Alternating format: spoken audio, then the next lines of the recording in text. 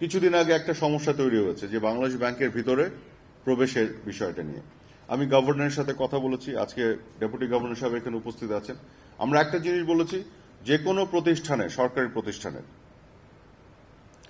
সকল তথ্য যেটা রাইট টু ইনফরমেশন অ্যাক্ট এর আওতায় পড়ে, কভার করে, সেই তথ্য দিতে হবে। তথ্যের মধ্যে প্রবেশাধিকার থাকতে হবে এবং এই বিষয় নিয়ে তারা কিন্তু কেউ কোনো ধরনের অস্বীকৃতি জানান নাই।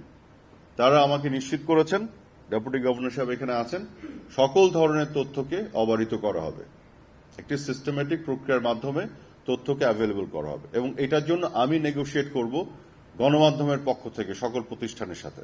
প্রয়োজনে তথ্য যদি কেউ না পায়, সেই তথ্য পাওয়ার বিষয়টা আমি তথ্য মন্ত্রণালয়ের পক্ষ থেকে গণমাধ্যমের পক্ষে আমি নেগোশিয়েট করব এবং তথ্য চাইব, কারণ সেটা আমার দায়িত্ব। তবে একই সাথে মাথায় যেটা রাখতে হবে যে পৃথিবীর অন্যান্য দেশে এই ধরনের সেন্সিটিভ প্রতিষ্ঠান যেগুলো রেগুলেশনের সাথে সম্পৃক্ত, প্র্যাকটিসগুলি কি আছে, এগুলো আমরা একটু দেখতে চাই, বুঝতে চাই এবং তার ভিত্তিতে আমরা একটা সমাধানে আসতে চাই।